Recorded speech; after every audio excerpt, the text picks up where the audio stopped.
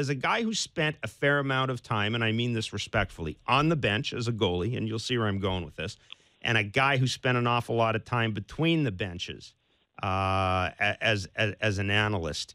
A lot of the talk Saturday night was about Mike Babcock's line juggling and how he essentially threw everything into a blender and pulled things out, and it worked. Put me on a bench or between benches, Glenn, when a coach just kind of looks at his guys and says, okay, nothing's working. I'm just going to start mixing stuff up. What's that like? How do players react to that? Well, I think that's a sign of a pretty good coach, right? The bad coach is the one who waits till Sunday and looks at the tape of the Montreal Canadiens and says, wow, we didn't really have a good game, did we? No, that'd be accurate, yeah. Or there's the other coach that waits till you're down 2-0 and then decides it's time for the blender to get going.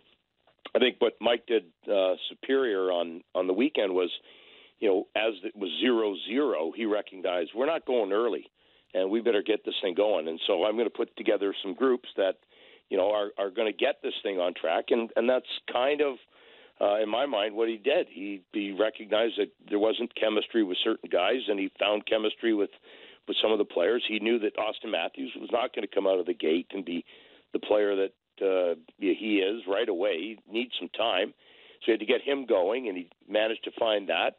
He just had a whole bunch of players that contributed to a pretty big win. But, the biggest thing between the benches is you got to pay attention to who's up and who's not up. I mean, I can recall a game in 94 when it was between whether Mike Hartman was going to come up or it was Mike Gartner, and Mike Keenan called it, next up is Gartman. It was that. And as Mike Hartman decided to jump onto the ice because he didn't play much, Keenan grabbed him by the sweater and sat him down. Said, "Not you! I'd never put you on the ice." So, no. The old Gartman line. There we go, perfect. But that's what coaches do. That's what they're paid to do, and they're paid to be responsible for the team in the sense that we want to win. So put the best players on the ice. And I think from the second period on, the Montreal Canadiens, to me, I don't even recall a scoring chance. Like they were not in that hockey game for the last 40 minutes, and maybe a lot of that had to do with the line juggling, or a lot had to do with the better team won.